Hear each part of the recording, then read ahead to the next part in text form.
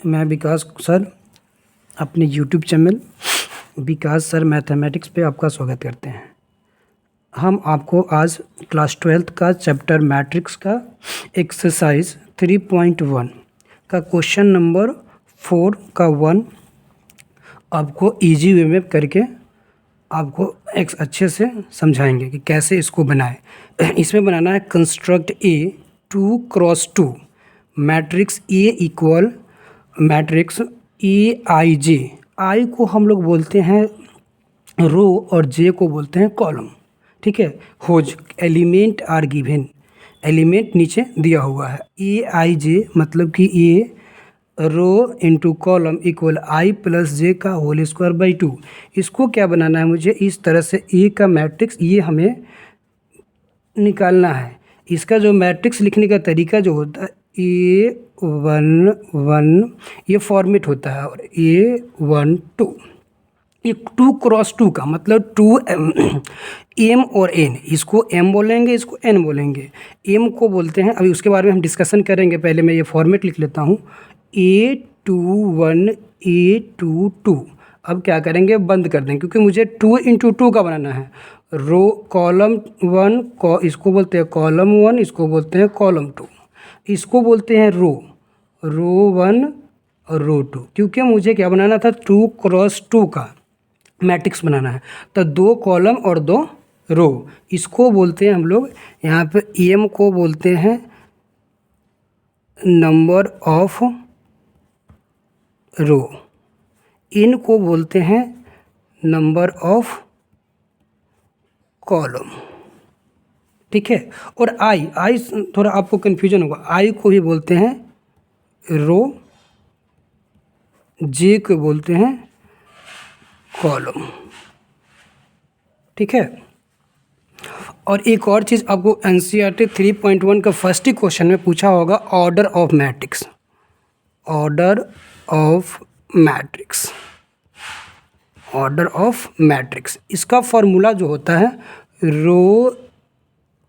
Row multiply column, मतलब कि equal में, इसी को और लिख के बता दूँ, ऑर्डर ऑफ मैट्रिक्स इक्वल में रो को क्या लिखते हैं, एम डिनोट करते हैं, और कॉलम को जो डिनोट करते हो एन से डिनोट करते हैं। तो कुछ नहीं करना, इसी के प्लेस पे रो को क्या लिखेंगे, एम लिखेंगे, और कॉलम को क्या लिखते हैं, एन से डिनोट करते हैं। कॉलम को एन से डिनोट करते हैं तो एन लिख दिए।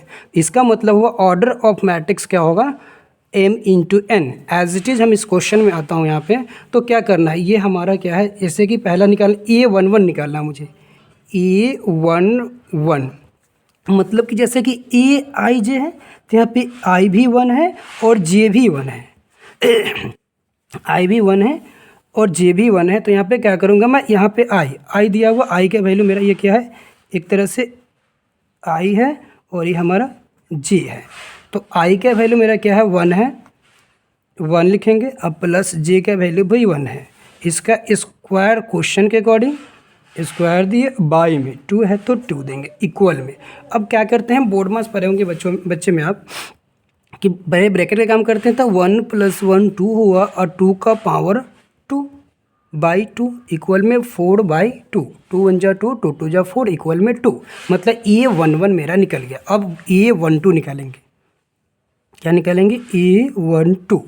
अभी ये आई हुआ, ये जे हुआ, अब दूसरा निकालेंगे, दूसरा कॉलम का फर्स्ट रो 1 A1 है, आई 1 है और जे 2 है, इसी में सबको पुट करेंगे। ये जितना भी वैल्यू है A11 A12 और A21 A22 सब हम इसी में पुट करके सारा का वैल्यू निकालेंगे। 1 + 2 का होल स्क्वायर बाई 2 इक्वल में 2 + 1 3 और 3 का स्क्वायर लिखेंगे बाई 2 इक्वल में 3 का स्क्वायर जो होता है, 3 का स्क्वायर 9 होता है, बाई में 2। अब हम लोग क्या निकालेंगे, अब निकालेंगे A21, क्या निकालेंगे, A21 इक्वल में होगा 2 + 1 का होल स्क्वायर बाई 2 इक्वल में 2 + 1 3/2 2 + 1 3 का होल स्क्वायर इक्वल में 9/2। अब हम लोग निकालेंगे A22 इक्वल में 2 + 2 का होल स्क्वायर बाई 2, इक्वल में 2 + 2 कितना होगा 4, 4 का पावर 2 बाई 2, 4 का पावर 2 मतलब कि 4 का स्क्वायर 16/2 होता है 8 टाइम्स कटा हमारा।